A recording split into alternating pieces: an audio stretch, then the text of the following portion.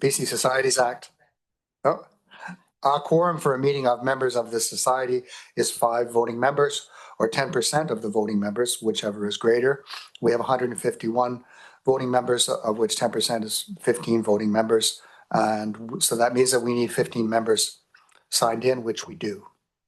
A quorum is present, and as notice has been given in the proper manner, I declare this meeting regularly and duly called and ready for the transaction of business. We will now move on to approving the agenda, the minutes from the last AGM, and electing board members. To vote on these motions, you must be a member in good standing of Project Watershed. If you're voting over Zoom, you have your camera on and vote by raising your hand. Our operations coordinator, Marcel, is monitoring the screen and will count your votes. So may I have a motion, please, to approve the agenda?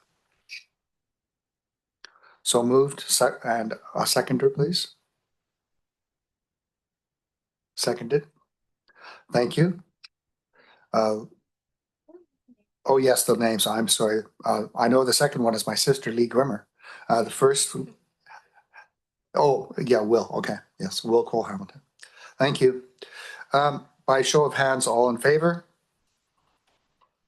Any opposed? The motion is carried.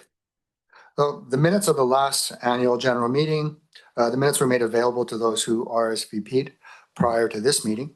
At this time, if there are no errors or suggested changes, I will call to motion. Are there any errors or omissions that anyone would like to raise? May I have a motion that the minutes be adopted as read?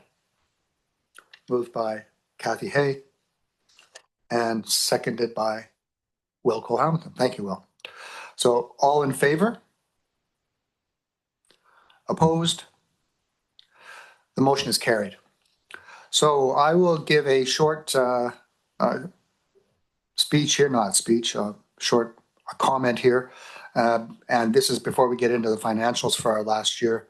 I'd like to make some brief comments about the board's work and also our 2024 to 27 strategic plan.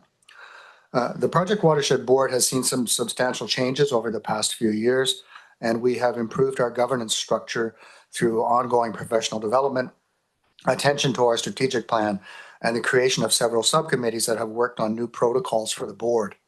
I'm happy to report that these systems are working smoothly and the board is increasingly disciplined in its operation. It is fair to say that we have now fully transitioned from a working board to one that focuses on the bigger governance picture. I'd like to thank our directors and our staff for all working together towards this objective, which is very much in the interest of protecting the interests of our members, our funders, and the broader community.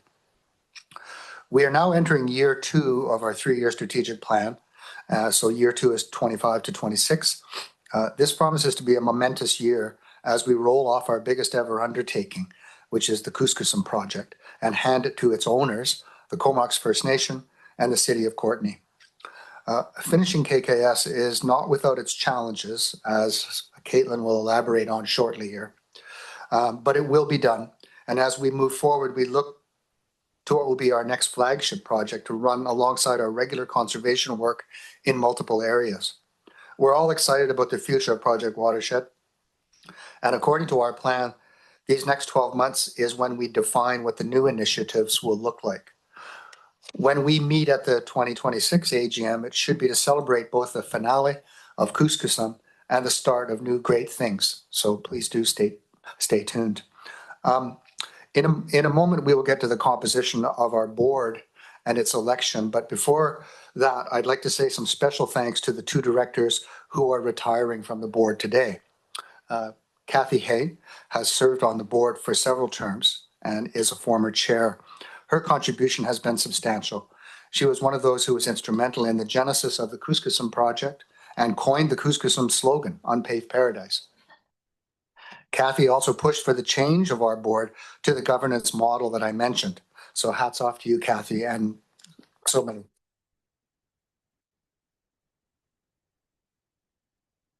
Alicia Drinkwater has played a number of roles on our board over the years.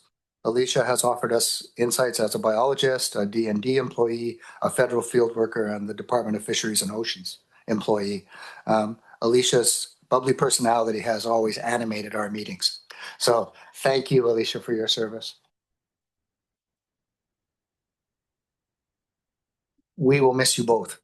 Now we will turn to our financial performance. And for that, I shall hand over to the treasurer, Clark Goebel. There we go. Coming through okay? Okay. Yeah, so wonderful. Did we have a copy up there or no? Just gonna talk to it? Yeah. Okay. We're good. Okay. Might I go steal one of those real quick? Sorry about that.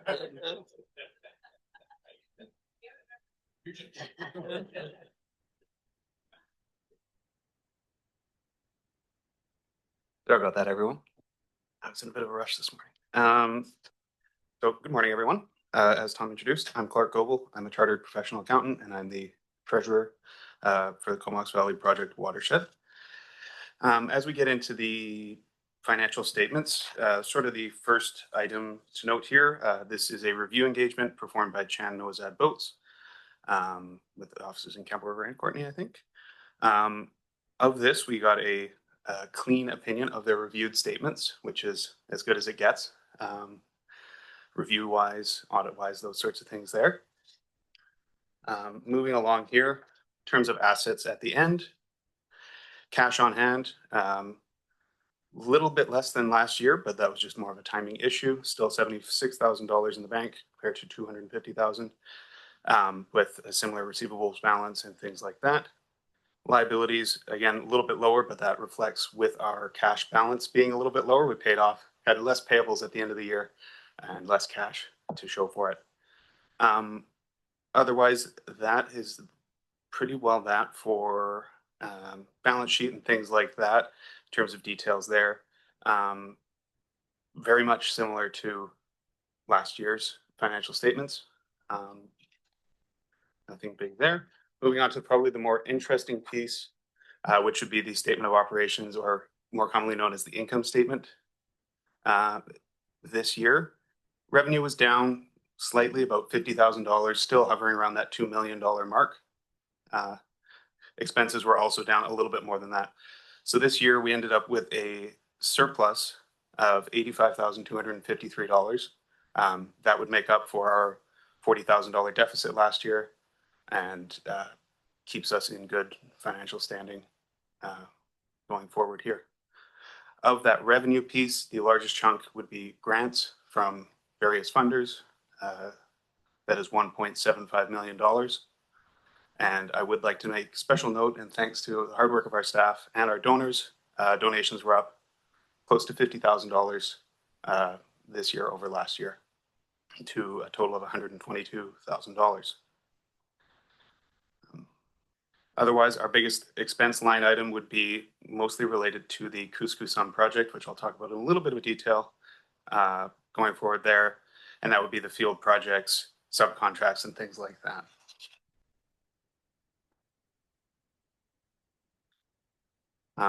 Otherwise, from there, we report under ASNPO and things like that there. In terms of that, cash on hand, most of it, like I said, went towards paying suppliers and employees and things of that nature, and some new capital equipment, which included a small boat and things like that. Moving on to sort of probably, I think, what would be the most interesting part of that statement is the Kus-kus-sum project, which is in the actual notes of the financial statements. There we go. During the year, the spending on Kus-kus-sum went down $700,000 as the project is slowly wrapping up, with 2024 being, I think, the largest year we had, which we spent almost $1.3 million on the restoration work at Kus-kus-sum. Pardon me, in 24-25, the amount was just over $500,000, with most of that going towards subcontracts of engineers, restoration technicians, trucking, all that sort of fun stuff there. Otherwise, the other operations of the society were fairly standard, and I wish I had more interesting things to say. Basically, there was not a huge deviation from last year. I don't want to sit and do a ton of detail on it. I don't think it's of that. I'm happy to answer any questions going forward or any specific items that anybody might have. But that is my sort of Coles Notes financial presentation. Very good. Thank you very much, Clark. Are there any questions? Brian?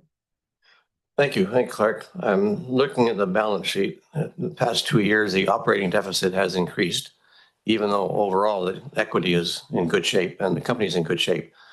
I'd like to ask Clark what the company is doing in order to reduce that operating deficit. I think that's in part an operational question, but I can answer it to the best that I can, Brian. I think that looking at that, I mean, as we wrap up our bigger projects, I believe that that deficit will get smaller. And as things kind of get tied together with Kus-kus-sum coming to an end, that we can work to reduce that. Otherwise, our unsecured donations, and that's where we've been working towards, is cleaning up that overall deficit, I would say. I don't know. Caitlin has anything to add there? Yeah, I'll just highlight that our focus for the next year will be really securing a greater bandwidth of unrestricted funds to support keeping that operating deficit in a good place. Any further questions on the financials?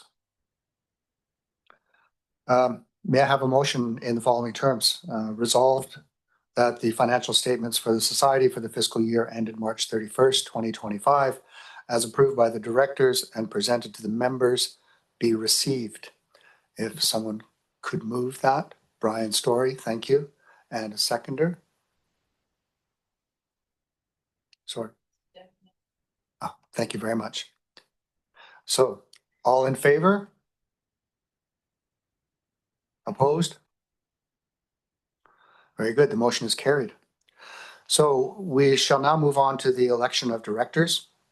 The Society has 7 directors with remaining board terms. The continuing directors are myself, Clark Goebel, James Godwin, Brody Guy, Lynn Kilpatrick, Ben Kingstone, and Jeff Wickstrom. We also have 1 new nominee standing for election as a director for a term of 3 years, and we look forward to having them join us. That person is Coral McKay, seated in the front row.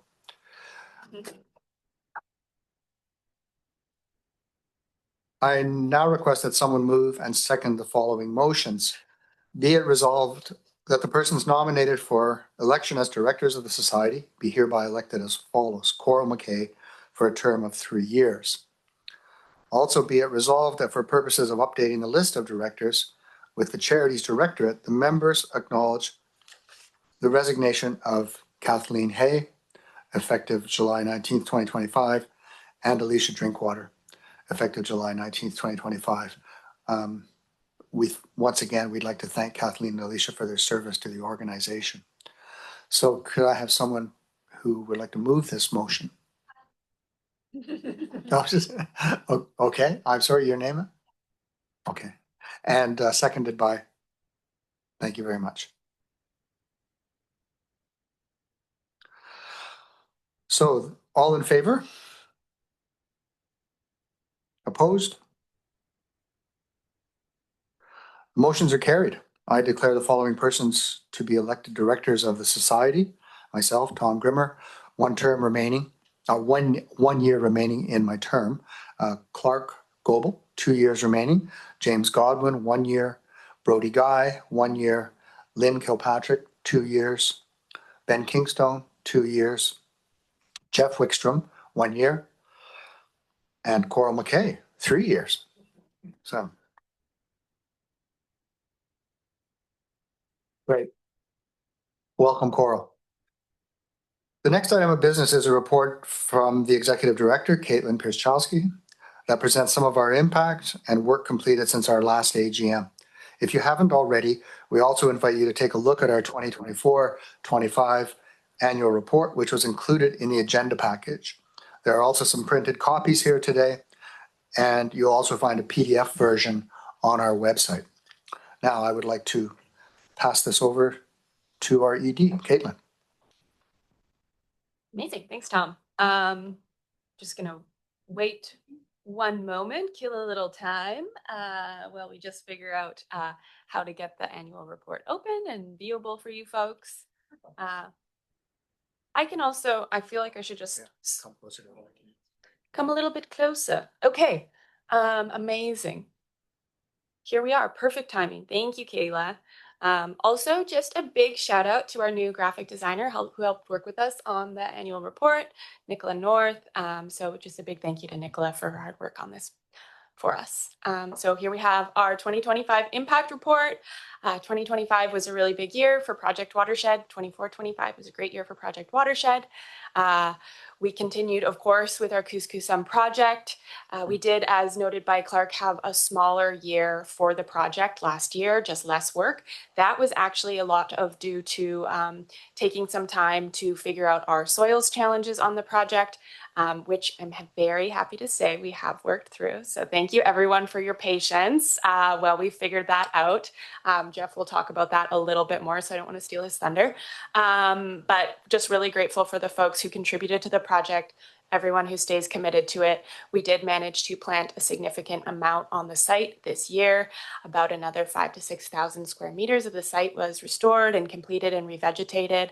We also had irrigation work continue throughout the site. So big thank you. I saw Dawn, there you are. Thanks to Dawn for continuing to work on that, as well as for all our committed volunteers who come out to the site regularly to do maintenance, management, and plant all the beautiful plants. I know folks have driven by recently and seen the beautiful establishment of the vegetation there.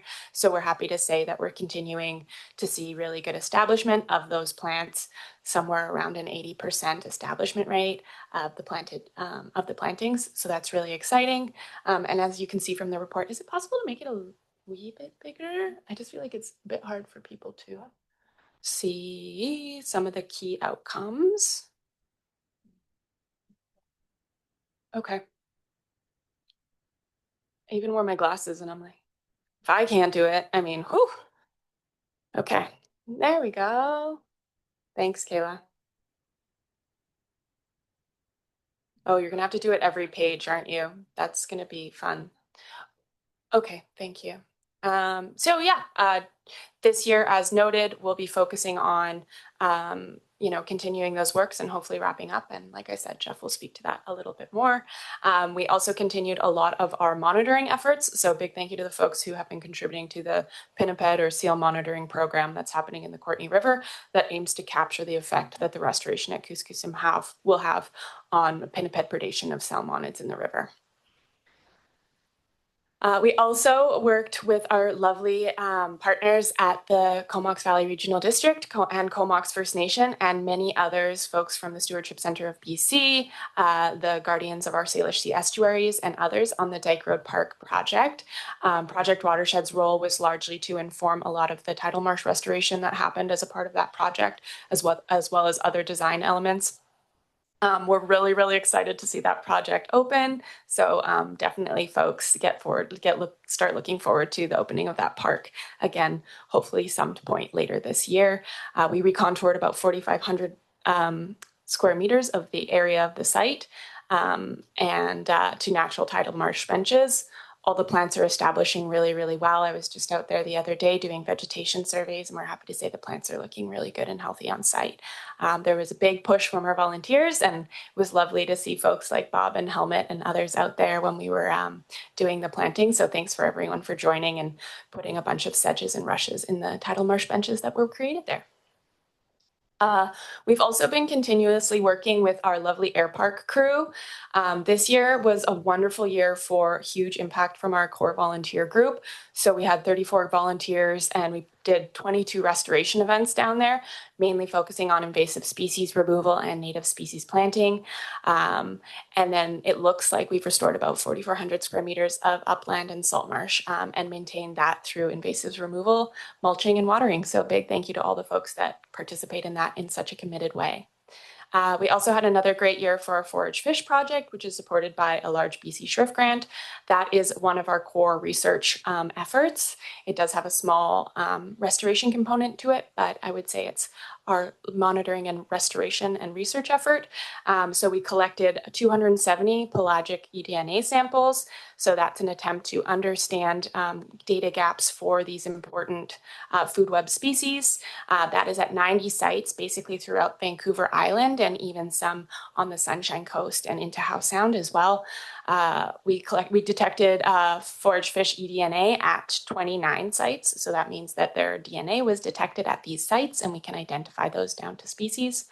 We also furthered our pelagic work on the species in conjunction with our data scientist as well. We had 60 volunteers collect 125 sand samples. So that's looking for those eggs in the sand at 55 different beaches. Pacific Sandlands eggs were found at about 30 of those beach samples. So that's really exciting. We also did a bunch of intertidal eDNA work, and that's a project we've been developing in conjunction with stewardship groups, environmental NGOs, and local nations. That is the outreach effort for that is largely on the west coast of Vancouver Island right now, where we don't know a lot about surf smelt and Pacific Sandlands and where they're spawning. So that effort is really to understand those data gaps and work to close them in partnership with local nations, and then also working with stewardship groups as well. We've also been furthering a partnership restoration project down in Victoria, well, it's actually in Saanich, with our colleagues at Peninsula Streams and Shorelines. So we're looking to do restoration in September at a surf smelt spawning beach down there. It will largely be beach nourishment, as well as invasive species removal and native species planting. We also officially created the Coastal Forage Fish Network this year, formalized that network. And in one of my most nerdy roles and also very proud roles, I'm the co-chair of the Coastal Forage Fish Network. And that's a network of 29 members. They're stewardship groups, First Nations, government bodies, all folks that are interested in understanding the forage fish data gap throughout coastal BC and looking to support conservation for those key food web species. So we have done a ton as a collective network. So what I was presenting before was Project Watershed, specifically their work. And then as a network, we've collected obviously way more. The scope of that work is very broad. It's across coastal British Columbia. So it goes all the way up to the North Island, into the Howe Sound, down to Victoria and the Sunshine Coast as well. So it's a very broad group. We've collected a ton of data together.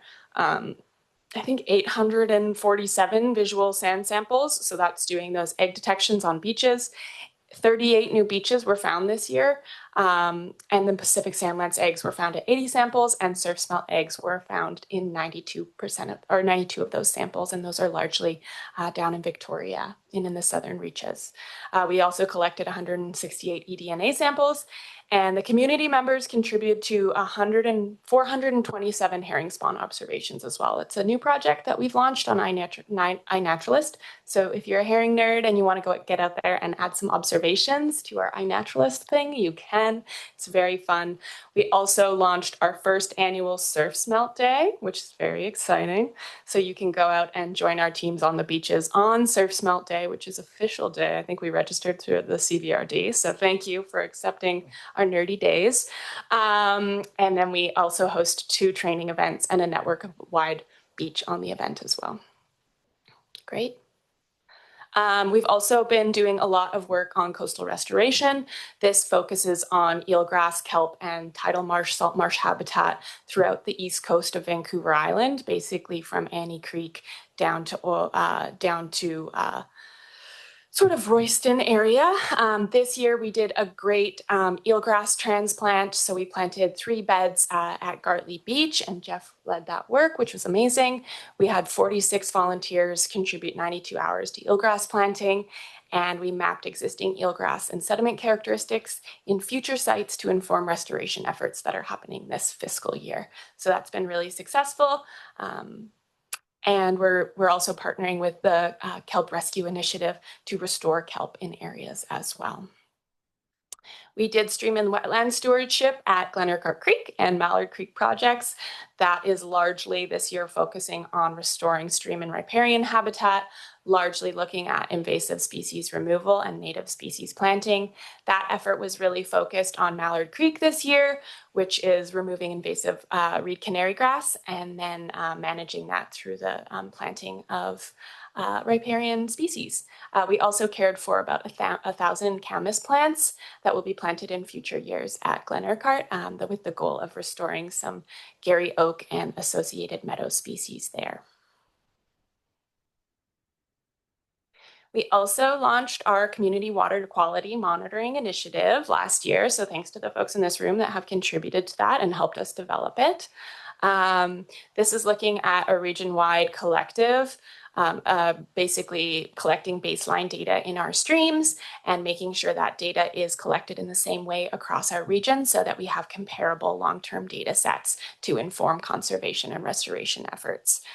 We monitored 5 key water quality parameters at 19 different locations in partnership with stewardship groups across the valley. We offered 2 training events, and we did our first fall flush collection event, which was focused on the big rains that happen in the fall and collecting the data in the rivers at that time. This year, we'll be looking to do 2 different sampling sessions. So we'll be doing summer low flow starting very soon, and also continuing with the fall flush monitoring. That is a community volunteer effort, and they've contributed 226 hours of volunteer time collecting that data on our local streams. We also have the, oh, Kayla, you're going to speak. Oh, okay, well, here we go. We also have our Keeping It Living School program, which is run, coordinated and managed by Kayla. She takes lovely little folks out into the estuary and in their classrooms and teaches them about the importance of these ecosystems. She had a huge year this year. She engaged 512 students and 84 teachers and parents from 8 different schools. They were approximately 102 students from equity denied communities, and 24 volunteers supported that field trip delivery. So a big thank you to those folks for coming out and helping educate the little folks in our community. All the teachers who evaluated the program gave it a 5 out of 5 because it's so awesome. So thanks, Kayla.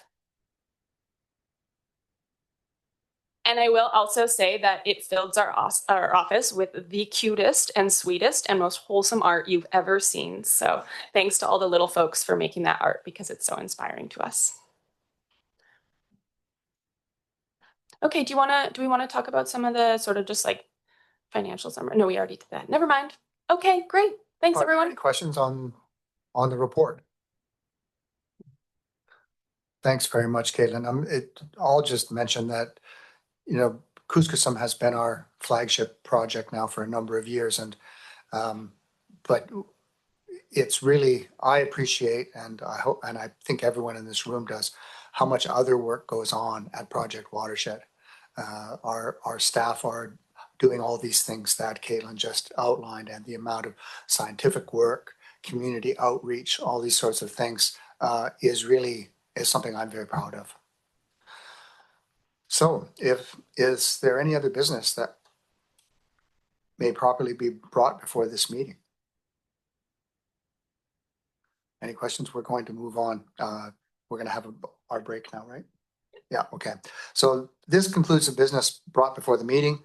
I wish to thank you for attending, and if there are no objections, I shall declare this formal part of the AGM concluded.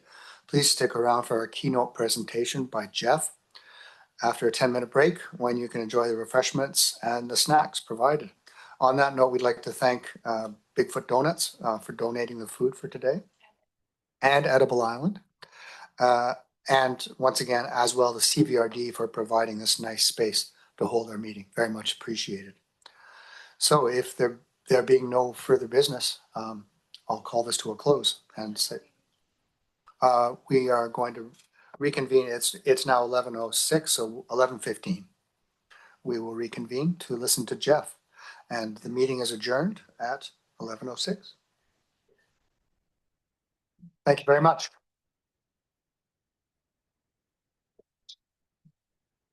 Quick break. Good. Probably.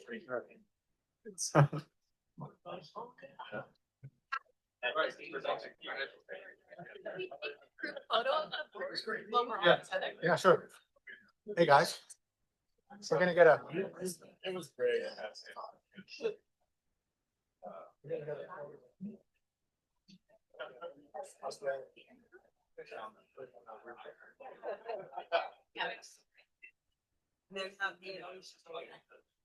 You like?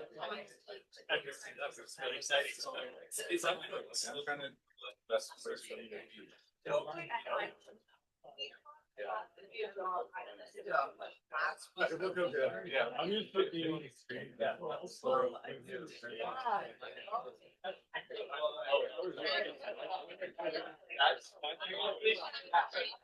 I should have made that first. This is my mother. Yeah.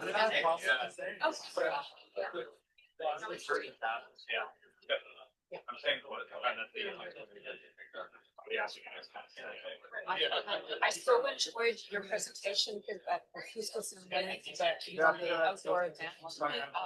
Also, the idea of going and getting people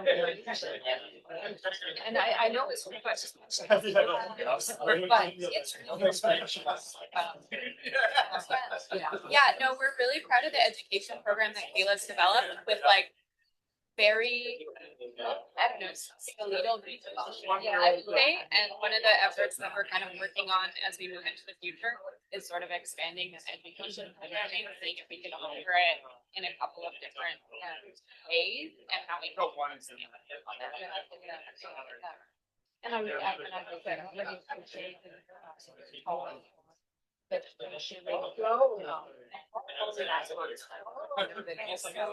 was Great. I'm so glad that it was, you know, it was very I mean, what I actually have a graduate degree in I did. But then I just decided I wanted to, you know, that's at that point in those days, trying to get work and was really difficult. So, but so now it's really exciting to see all that work. There's no such thing in Eastern Canada. And so you actually see that visitors. Yeah, it's nice to have that sort of registration process because then you're sure, you know, which folks are sort of, you know, involved in, you know, keeping up their professional standards and engaging with survey. And it's great. I mean, we have a lot of readers. And I'm really, I said, I learned so much from that. Yeah, we did, we actually were out there doing the vegetation surveys over the last, like basically right after the event, we sort of started doing vegetation surveys across the whole site. And yeah, it was so funny afterwards. There's so much living on the site. And so much of it is like, you know, stuff we planted. Exactly. And but like figuring out, we were just like in the dirt. We were like, what is that? And you like just have never seen this plant before in your life. And you're like, you know, and it's so fun. And now that I have time, now that I'm married, I have the time to sort of understand more about that. My master's thesis was on habitat selection on the East Coast, right? So I'm just really interested in learning. Yeah. I think one of the things that we'd like to work on a little bit more is the like upskilling by members and volunteers. And one of the ways that we were thinking about that is doing more like planting. So it's like if you're just getting started with like looking at plants, you know, how do you tell like a pea, like a pea type plant to a carrot from a, I mean, obviously those are maybe straightforward, but it's so funny because it's like when you're up in the tree,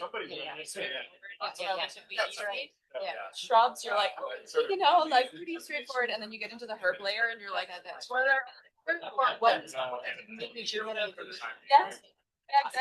particular species. We were looking at some tiny conifers that are just like the 3 or 4 little basil, like basil, and I was just like, I'm like looking at it like Oh, yeah, and Like, then you get out your plant stealing ID and. photographer. Yeah, it was so cool. We were out there just with our faces and our books for so long. Like I had birds in my neighborhood. I'm in the different area, and there are mature solid trees. And I had, and there are. And honestly, when I was planting two trees, they were So great. Yeah, so I've scooped one up. I'll bring it up because when I move here, yeah, they'll be on a piece of land big enough to manage it. So you're gonna Yeah, on Timberlane, yeah, on Timberlane, yeah, Mom took me out there just to consult on some of the drainage yeah, stuff. yeah. Which is super interesting. But Yeah. I mean, she's got such a good team working on the house. I was like, well, we can give you a bit of feedback, but like, it looks like you're doing great things already. So like, here's a couple little extra tidbits. But that is already. When I I just did that. I bet probably before that. That's right. Great. We should So take a look I and figure out what's happening. That's what I thought too, because I don't know anything about it. Yeah, we don't want to be full props. No, we don't. No, we absolutely don't. They're tiny and long. Very Okay, long. if they're very small, that's a good sign. Yeah, The we're bullfrog very beetles are, Oh, yeah, no, They're- they they're look, yeah, big. no, I know. that's also because they're older. So often, Yeah. a bullfrog tadpole, takes many years to metamorphose into a. So one of the critical mechanisms if you're worried about bullfrogs Yeah. is you have a period where they're Yeah. and so that will on dry. Oh, yeah, yeah. And that will stop that sort of 2 year period. So, but we can definitely go out and try to figure it out. Yeah, and I'm very interested. I love Yeah. being in the wetland. I was just like, I find it, that's like, it's the stuff I did as a little kid, you know, I was just like in there making. Yeah. Like, oh, that's not. Yeah, I'm so glad you brought this. Bring home snakes. Yeah. And it's amazing how strong snakes are, because we put them in the aquarium, the old gerbil aquarium. Yeah. Or the white rat, or whatever. And of course they would just blow off the top and they'd be gone the next morning. Yeah, you're like, what? How did you do that? Thank you so much. The other thing that I really appreciate is you and I have. Oh, I know. Yeah. And that makes. I don't know. I don't get it. It's always just to like, they were, why not go with you? Yeah. I mean, you get the whole landscape.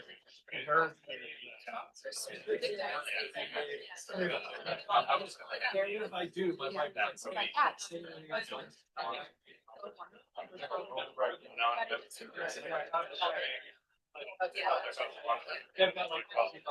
You don't actually.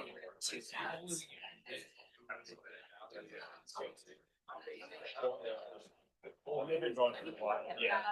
We're renovating. I'm so passionate about both of them. I feel like I don't need to figure them.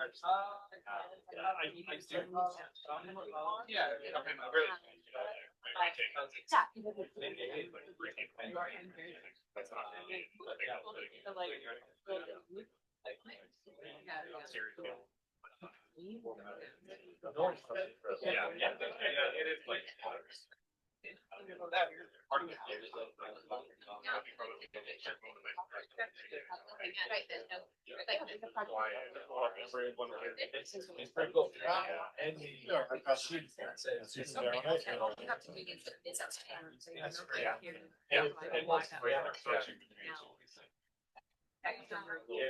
I'm just really feeling most of the.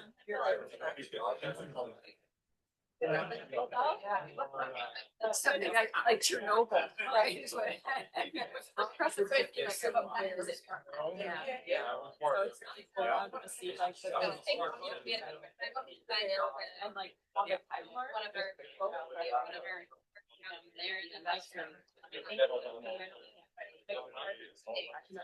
When the idea was like, hey. Well, they do come down. Like people buses around.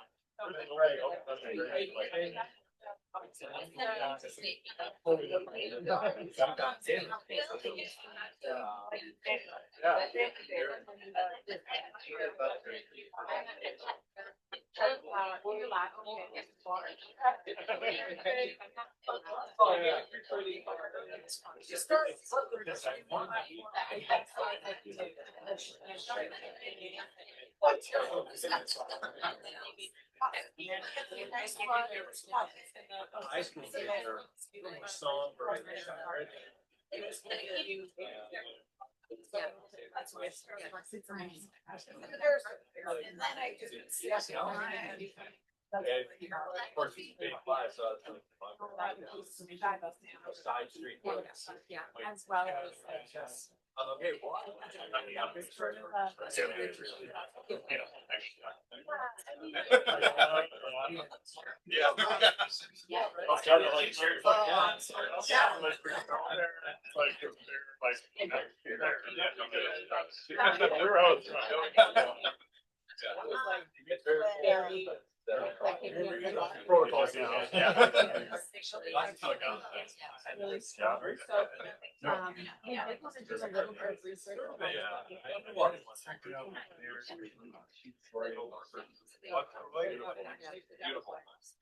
You guys ever do anything about like where the take the turn in the outer there, like they're really worried that like they get high water like everybody's around just like spikes and everything and they're really worried about it. I don't know what that is.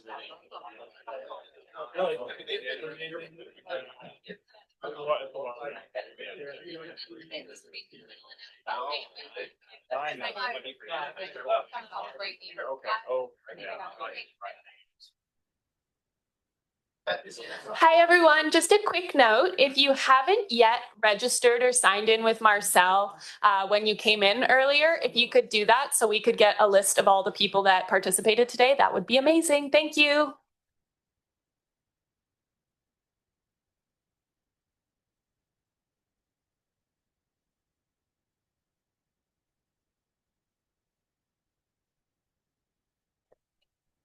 If everyone can be seated, we can get back to our presentation by Jeff Skinner.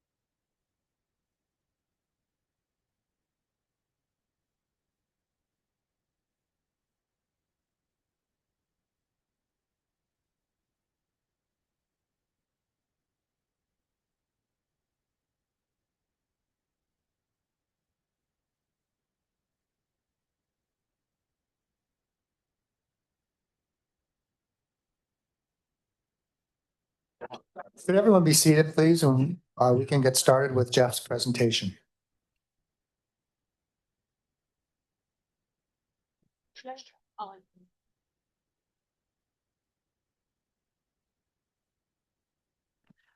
Okay, hi everyone. I'm very pleased to pass things over to Jeff Skinner. Jeff is our restoration and monitoring manager. He's a biology technologist and a commercial scuba diver who has spent his life living and working within the unceded traditional territory of the Coast Salish peoples. His background is in nearshore marine restoration and urban nature sanctuary management. He brings over 10 years of experience working as a survey diver, biologist, and environmental technician on research and restoration projects across the BC coast. One of his particular areas of focus has been eelgrass habitat restoration, having worked on dozens of eelgrass transplants and conservation projects within the Salish Sea. Jeff started working with Project Watershed in February of 2024 and has been awesome and forwarding our work at Kus-kus-sum in a super meaningful way. So thanks everyone, and give a big welcome to Jeff, and over to you. Okay, thanks, Caitlin. Yeah, my name is Jeff. I've been with Project Watershed for a little over a year and a half now or so.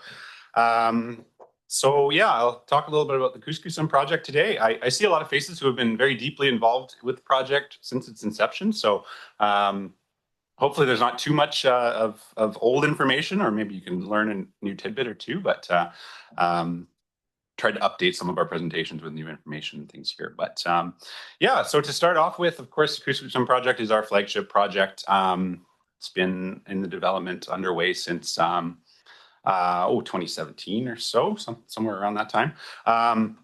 This is a project in partnership with the Comox First Nation and the City of Courtenay, who are both been wonderful, really supportive project partners, and have been instrumental in getting the project to the point where it's at today.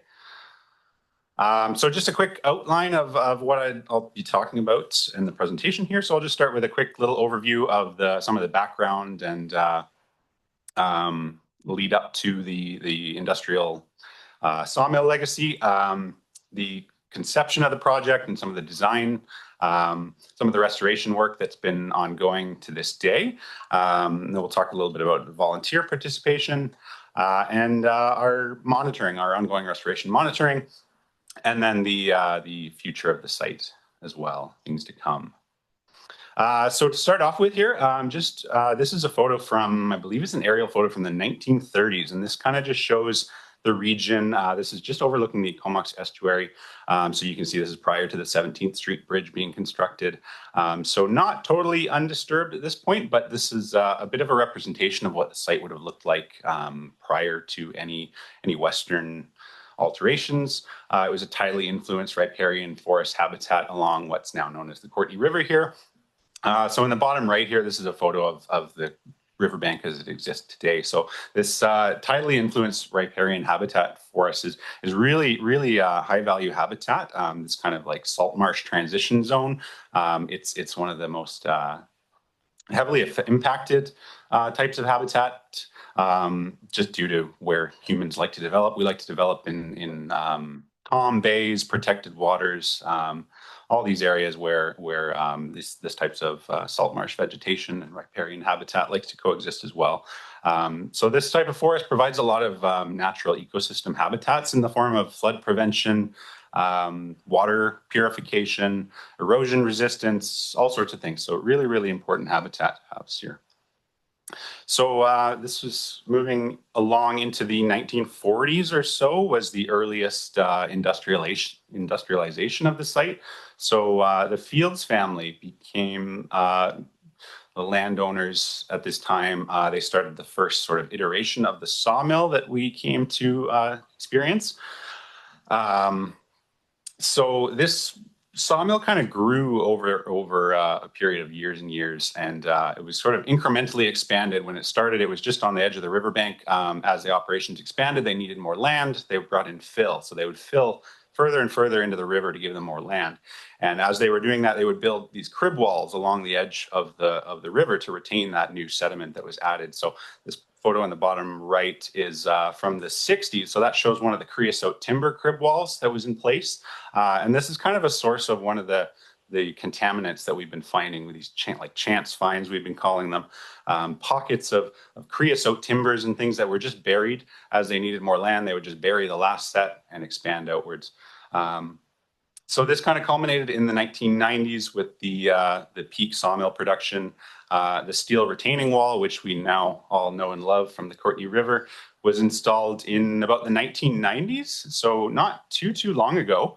And again, all of those previous iterations, those previous crib walls, timbers and pilings were all kind of just buried during this period. So the whole site was basically just totally covered in concrete. The steel retaining wall has been kind of demonstrated to be negative to the salmon because the seals in the river have found this really choice hotspot where they can pin salmon against the steel retaining wall. They have nowhere to go, they have nowhere to hide. So we've seen seal predation increase up there. Impermeable site full of all sorts of legacy contaminants. So this is kind of the inception of the project here. Was that in the mid 2010s, Project Watershed started fundraising, and through the partnerships with the Comox Nation and the City of Courtney, we're able to purchase the property and begin restoration on the project. And so one of the main goals of Project Watershed has always been ecological restoration and habitat conservation in partnership with the City of Courtney and the Comox First Nation. Some of the project goals were also included reconciliation, rematriation of the site to the traditional stewards, being the Comox First Nation, as well as like infrastructure protection. There's a very vital main arterial road, being Comox Road, which services town of Comox up the road. So project goals, restoration of ecological values, reconnection to the floodplain and the Courtney River, as well as climate change adaptation and mitigation. And that piece kind of comes into that protection of the infrastructure as we're expecting to see sea level rise and increased storm activity and things in the site too. So sort of leading into the design here. So this Hollyhock Flats is an area which is just adjacent to the Kus-kus-sum site. So this became kind of the field guide for what we would like Kus-kus-sum to look like upon project completion. It's a really, really beautiful area. It's one of the least disturbed areas in the Comox estuary. I won't say non-disturbed because you can see in the bottom right photo, that's from the 70s. So there's definitely an activity of log booming in the area, as well as there was a roadway put through and things. But this is one of the least disturbed. It's a really, really lovely place. If you have a chance, get in a canoe or a kayak or something and go paddle around the Courtney River. It's just a gorgeous spot to be. So one of the really cool plants growing in this area is called Henderson's checker mallow. That's the pink flower in the bottom left. That's a blue listed species. It's also sometimes referred to as marsh hollyhock, which is, as far as I know, where the marsh gets its name from. We've also seen common camas in this area as well, which is the kind of purple flower down in the bottom. There's being a disturbed site, there's also a few non-desirables in the area here, one being reed canary in the top left there. Reed canary grass is a pasture grass which was brought into a lot of farmlands. It's really good grazing plant. It really takes over and becomes a dominant vegetation. Anybody who's tried to remove it will have a sense of how tough it is to get rid of. So it's very common in estuaries, wetlands, places where that have experienced disturbance. So this became part of the design. Again, these salt marsh areas like this, like Hollyhock Flats, provide all of these really wonderful natural ecosystem services, and this became a model for the Kus-kus-sum restoration. So to kind of highlight this is some photos of king tides in the last couple of years through the Kus-kus-sum site. You can see they're basically topping the steel wall, the retaining wall here. When we have a strong southeastern wind paired with a king tide, the water really backs up and we see that whole Comox estuary flood. So these are the kind of things that are considered in the design and scoping of the Kus-kus-sum project. The design went through many iterations, lots of sketches, lots of concepts, artist renditions, all sorts of things here. in order to, so some of that climate change mitigation risk, floodplain. One of the design concepts included a raised backshore berm, which is kind of the upland planted area that you'll see now at the site. This was about a meter higher than the highest king tides at the time, and that's designed to protect the road behind the site. This is kind of a cross section of one of the original concepts for the site as well. And so this includes a really shallow slope tidal marsh bench, which is followed by a relatively steep transition up to that kind of raised 1 meter high backshore berm. And so this was done to really maximize the amount of tidal marsh area, that being the highest value habitat. It's really crucial for juvenile salmonids and forage fish and all sorts of other species as well. This is designed with a really gentle slope, which gives plants kind of an opportunity to retreat upshore and inland as the predicted sea level rise takes place. So if you have too of a steep section, it can be too shocking for the plants. They don't have enough time to retreat given big storms and things. That relatively quick transition up to the backshore was done partially to protect Comox Road, but also to limit the available habitat for that reed canary grass, which is really, really common in the area, but it's quite restricted to a very narrow elevation band. So by designing the site in this way, there's just this very narrow, thin strip that the reed canary can possibly inhabit. So we've been able to use the engineering design to limit the available space for invasives that are known to be present in the area to establish at the site. So lots of community input from the Comox First Nations elders, from our engineers, from Project Watershed staff. Really, awesome design period for the project here. So just, a little more to that. This is some of the more detailed engineering drawings, so you can see the really maximized habitat of that salt marsh bench. That's the kind of lower slope there behind the wall. This also included a deeper inland pool, call it the perched pool, which is only partially constructed at the moment. That'll be one of the pieces we're completing this year. There's some tidal channels in there as well. That pool is intended to be a refugia for salmon and other fish, which may find themselves in the upper marsh on a lower tide. So they have somewhere that remain cool and underwater during the low tide, so they don't get stranded in the upper shore. So we've also included in the upper right are these river swales or river channels, which are made of river rock. And those were intended to kind of prevent the opposite flooding, which can happen, which is where we see the kind of Comox Fields area will sometimes get so saturated with water coming down the puntledge that it'll flood on the kind of other side of the road. So in order to prevent this raised berm from holding back the water on the wrong side, we've included these river channels to allow drainage. This is another piece that we're hoping to see being constructed this year, are these habitat complexing structures. So these are made of logs, chained or otherwise pinned or anchored to the substrate so that they don't float away. And these are designed to provide additional habitat for amphibians or insects, what have you. Some of them are fully submerged in the water, others are on the back shore.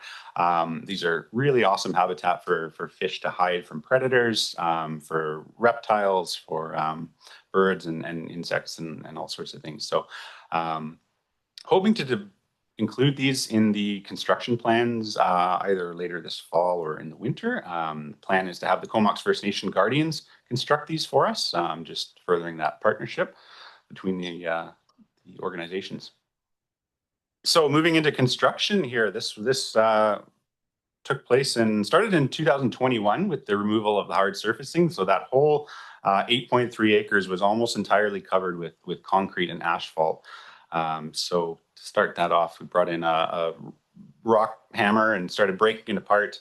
In total, about 12,000 cubic meters, or I think about 1,500 dump trucks worth of concrete and asphalt was removed from the site.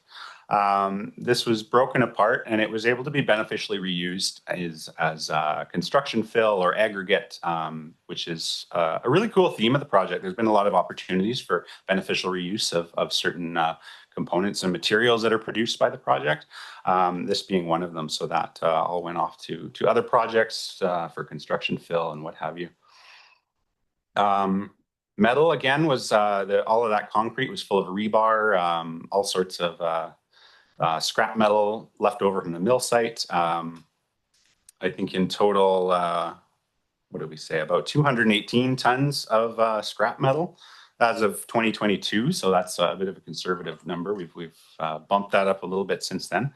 Has been recycled from the project. So we're still digging up more and more. As we said, there's all sorts of, when they were filling those incremental stages of fill, they would fill with just whatever they had on hand. So there's been excavator tracks dug out. There's been concrete chunks, all sorts of metal, rebar, what have you. So as much as we can, we try and recycle whatever comes out of the project. So yeah, so that was the first phase of the project. Then we're moving into the regrading phase, which is the phase we've been in for the last few years now due to some delays. This involves the removal of all of that artificial fill that was introduced during the mill's operation and regrading to that contour of trying to get down to that tidal marsh bench and that nice slope up to the riparian upland.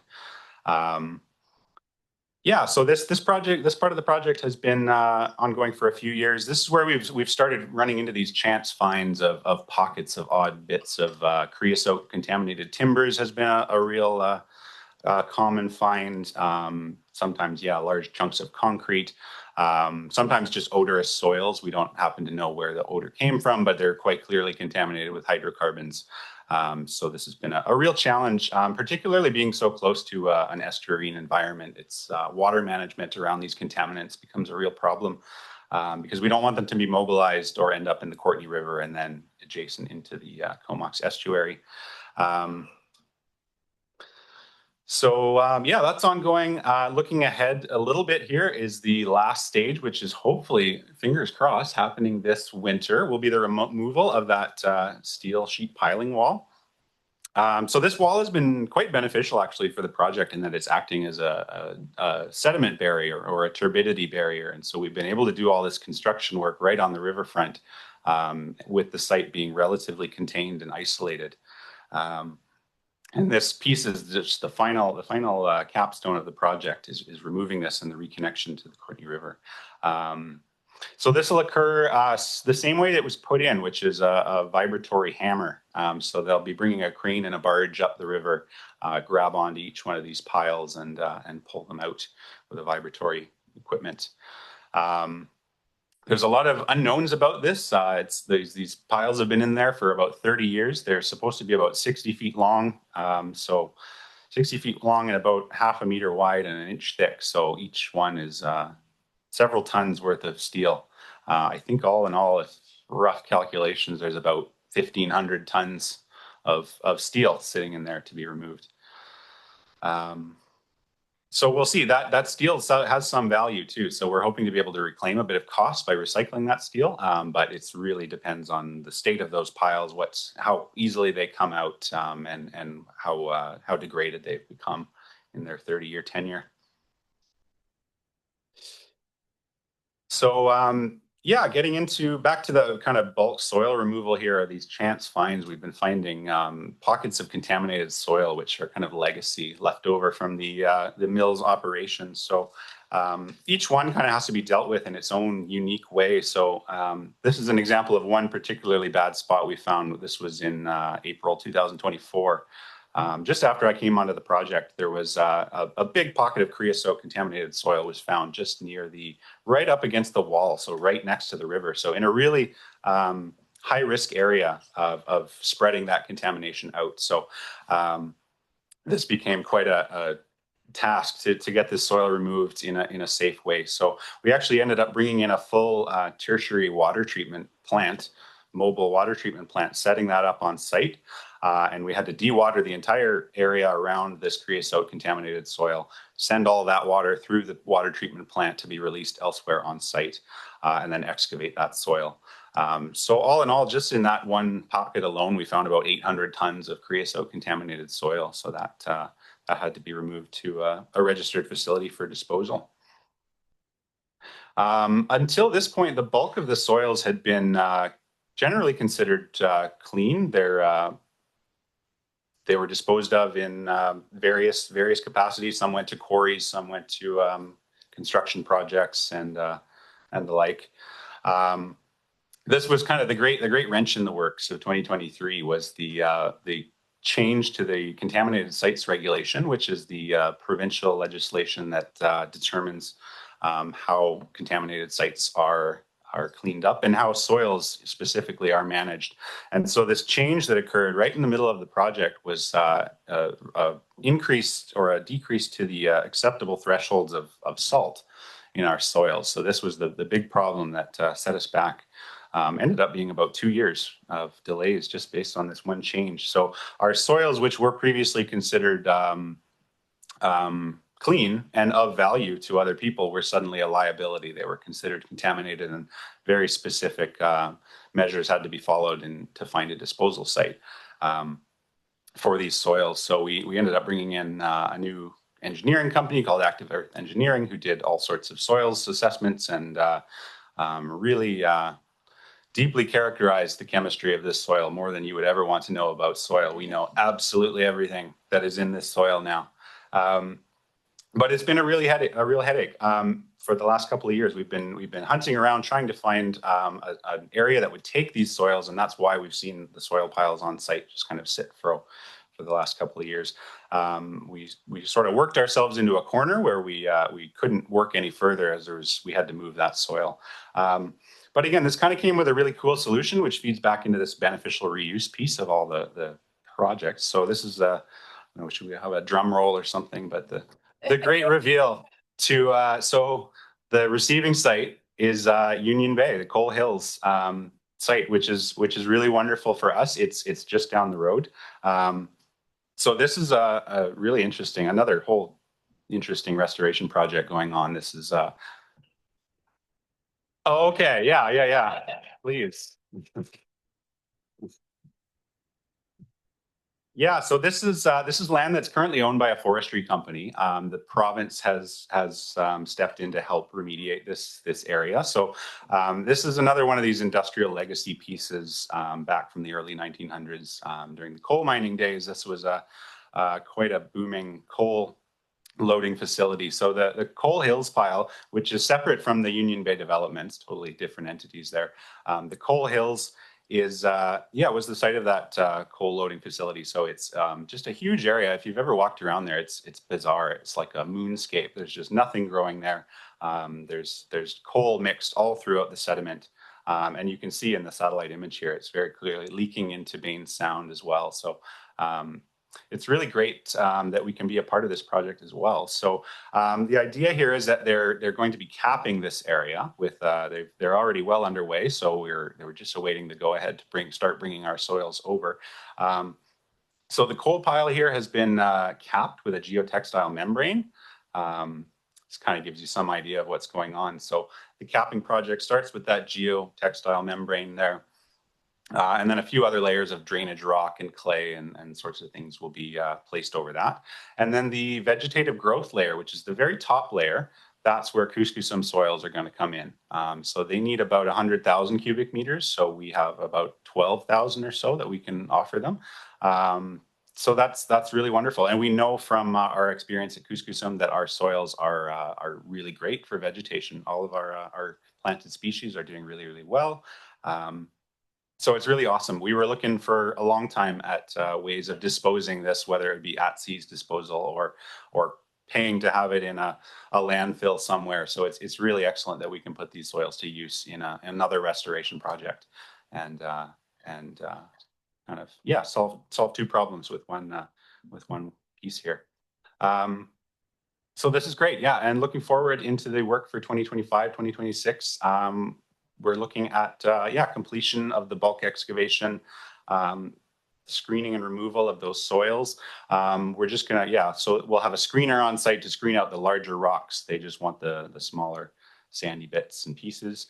And then that'll allow us to, yeah, finish off the last bit of digging out that deep water pool, finishing off those tidal channels, and recontouring the last bit of the site.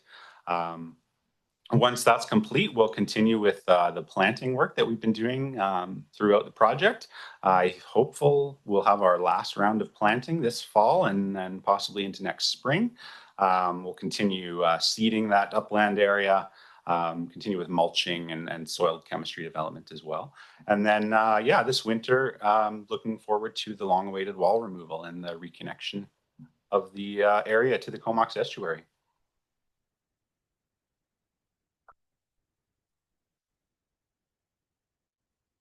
So this is just kind of a satellite image. More recently, in the last couple of years, we've started moving towards drone surveys. So the bottom two are really high accuracy drone surveys, and I just think this is really cool. It really shows the development of the project through the years here, and it's greener and greener every year. So the first year we have concrete paving coverage. The next year we've peeled that off and we have dirt. And then we're really starting to see, I think 2024 was really when we started to see that green taking off and the change in it's a totally different place than it was 2 or 3 years ago. Just really excited to see that continue. Yeah, so again, none of this would be possible without the help of all of our dedicated volunteer crews. And I see so many of them in the audience here, which is really wonderful. And thanks again to everyone who's come out to our planting events and our weeding events. This is really how we get this project to completion. So this is some photos of our most recent round of planting. We put about 3,500 plants in this year. About 1,200 or so of those went into the tidal marsh. Yeah, these plants were sourced from streamside native plants, all grown down in Bowser, so fairly local. See where, yeah. So yeah, in addition to our volunteers, we've also had a lot of businesses come out. We've had lots and lots of classes with Kayla through the School District 71. Give lots of educational programs and tours through here. So the volunteer effort has been really, really wonderful. We're also managing invasives have been a bit of a problem on site as well. Being a very disturbed site, we see lots of recruitment of blackberry and sweet white clover,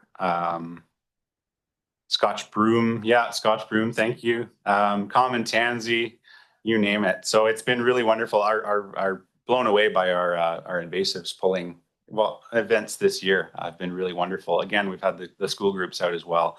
I think this year alone, we've pulled out about 12 cubic meters of invasive species. And that's really giving these native plants that we've put in a really strong head start. And we're starting to see some really awesome recruitment. And the alders are much, much taller than I am now. We're starting to see the kind of natural systems take over. A lot of our native species will, once they're established, they'll have no problem holding down these invasive plants, but they just need that little bit of help getting going at the start. So yeah, so it's been, again, really wonderful to have such a dedicated group of volunteers out working with us so regularly. Yeah, and then just moving into a little bit of our monitoring programs. We have several monitoring programs. Some are ongoing and have been for a while. Some are planned for the future as well. So again, we're looking at that Hollyhock Flats area. It's always been our sort of reference site and our baseline. So we're doing our annual plant surveys, pinniped monitoring. We have bird surveys, all sorts of programs going on. We're hoping to continue monitoring for at least 5 years past completion of the project.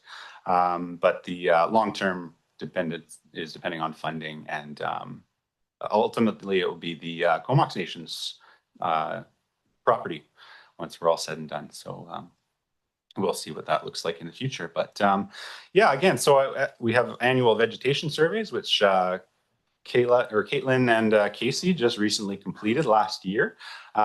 We don't have this year's data, but historically we've seen really, really high success, again, about 80% success rate in our planting species, which is really encouraging for such a disturbed site. Being a site that was under concrete for decades and decades too, the soil is very low in organic material, so it's very high in clay and sand content. So there was a bit of a worry that the plants would struggle a little bit, and they have to some degree, but through the help of our irrigation and our mulching programs and seeding and things, we've had a really, really successful take. Our pinniped monitoring program is one of our larger monitoring programs on the go, and it's this was based on, actually, it was Comox First Nation used to do this pinniped monitoring just throughout the estuary to get a sense of the seal populations and sea lions. And this has been a sort of a continuation of that, highlighting some of the areas around the Kus-kus-sum project. So one of the hotspots that we see, so we have a really wonderful dedicated group of volunteers who've contributed hundreds and hundreds of hours to this monitoring program. And this is designed to kind of get a sense of the impact that the removal of that wall is going to have. So one of the hotspots for seal predation at the moment is around Kus-kus-sum and around the 17th Street Bridge area. And there's a high likelihood that that's due to that kind of seal predation against the steel wall there too. So this will allow a really great opportunity to kind of see how that changes once that wall removes. And so that's going to allow the salmon a whole new area to hide and seek shelter from all those seals and sea lions that we're seeing in the river. In 2023, I believe we had a salmon monitoring program as well. This just looked like we did beach seines and fish trapping to get a sense of the salmon utilization of the area. So again, this is a great baseline data, which will be super useful to compare once that wall comes out to see if we're seeing similar salmon usage rates within the site as without. Another piece of our monitoring are our bird surveys. So we have Comox Valley Nature comes out fairly regularly to do bird surveys in the area. That data is all available online, which is really awesome. Yeah, so we're starting to see kingfishers have taken over the site for the last few years. They absolutely love it. Or sorry, not killdeer. I say kingfishers because I just found a kingfisher nest the other day. So kingfishers are also starting to utilize the sites and make a home for themselves there. So it's really awesome to see this, the wildlife coming back before we're even finished working in the area. It's already performing really wonderful ecosystem services for us. We also do bird nest surveys ahead of any construction activity and things, and manage that we're not damaging any bird nests when we do our restoration work. So, and then finally, I'll just mention our photo point monitoring station, which is, if you haven't seen it, it's really cool. You should have a check, look it out, or look it up. It's on our website. It's called Spixel, and it's a time-lapse, community submitted time-lapse of the whole restoration project. So there's a photo monitoring point on the 17th Street Bridge overlooking the site, and you can kind of put your phone in the little slot and take a photo, and it'll upload to this time-lapse image. And so we've had this in place since, I think, 2022. And it's really, really cool to see the project progress over time through these kind of community managed restoration effort or monitoring effort there. And then finally, the future of the site. So we're hoping this year will be the final year for restoration. We have one big push kind of left, and then we'll be removing that wall. And that'll pave the way to kind of ongoing management of invasives, monitoring programs, and ultimately towards the rematriation of the land to the Comox First Nation. Who will become the stewards and ensure that land remains healthy and happy for time to come. Again, we'll have to see how long our monitoring programs will be able to be in place. That sort of depends on funding and things. But I think that's where we're at. So thank you.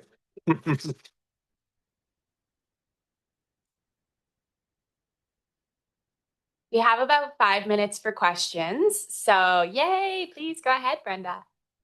Yeah. Mhm.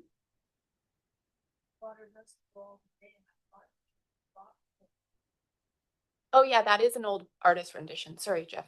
Yeah, sorry. No, this is one of the old concepts. You're right. It won't actually flow the way that this is designed. It's more, yeah, if I zip back, make everyone sick here and zip back to the.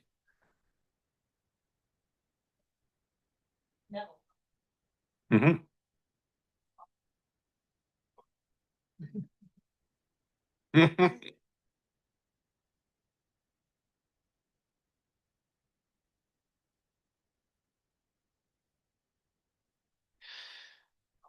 There's possible, like that contract has yet to be negotiated. We will certainly be claiming the value of that metal for the project. So whether that offsets the wage of the contractor who wins the bid, or whether we sell that separately, has yet to be determined. But that reclaimed value will definitely go back into the project. No. Or at least they'd be paying for it. They'd be paying for it in service, if not financially. Yeah, exactly. So, yeah. Yeah. Please go ahead, just behind Kathy, and then Kathy. Go ahead. Yeah.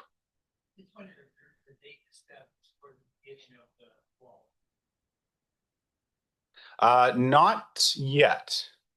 Short answer. We have to work around DFO's fish windows. They're low risk to fish windows. Their winter window is December through February. So sometime within that window is our hope at the moment. But yeah, we're a little far out from booking contractors and things at this point yet. So.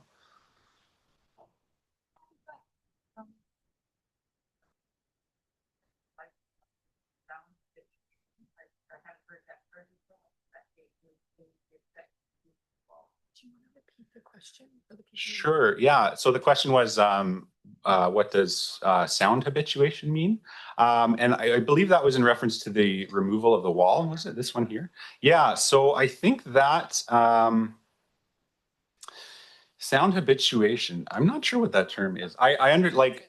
So part of the concern with this vibratory pile extraction is that it can be very, very noisy to the fish species around. It can actually cause fish kills.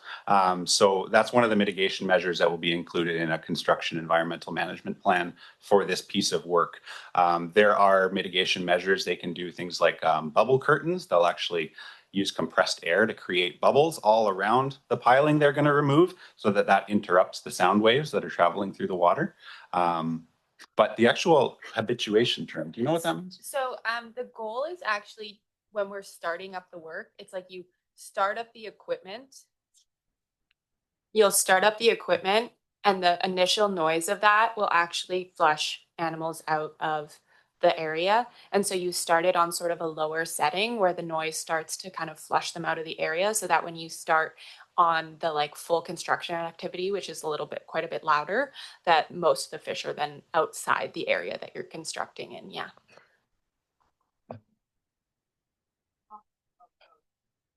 Mm-hmm.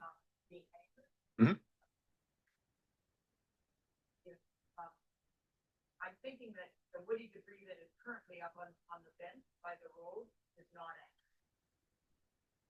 Yeah, so the question is about woody debris anchored versus not anchored. So that's correct. The stuff that is up on the bench is not anchored, and that's because that stuff is above the high tide line. Yeah, again, so the reason the other stuff is anchored is because we don't want it moving around when a tide comes in, becoming a navigational hazard. It is an active navigation way. There's the little fisheries stand up in the Courtney Slough, as well as the 17th Street Bridge. So that's something we had to consider in the design, was not creating hazards to vessel traffic and navigation. But if we want those logs to stay in place, yeah, they need to be anchored with whether it's probably going to be riprap boulders that'll be weighing them down so that they don't move around. Yeah. I think you're right. Yes, there'll be more things floating than just logs. Okay, I did see one last question. Yes, please go ahead. Yes. Yes. You'll circulate it as a part of the. It will be circulated as a part of the AGM follow-up package.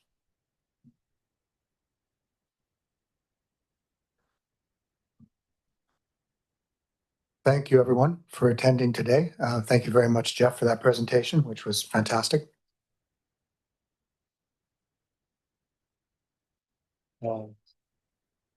I'm constantly impressed by the amount of thought that has gone into the Kus-kus-sum project and everything that it's achieving. I was just saying to Bob, who has now left, I was away on business at the end of May when we had a surge of warm weather. And when I came back right around the 1st of June and I came across the 17th Street Bridge and I looked to my right and I was just really blown away by how the project looks now.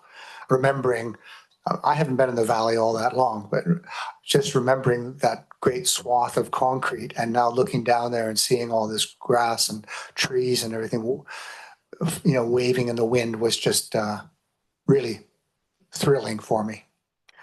So once again, Jeff mentioned that there's a number of people in the audience today, if not all of you, who are active volunteers, and we wouldn't be where we are without you. So another thank you to you.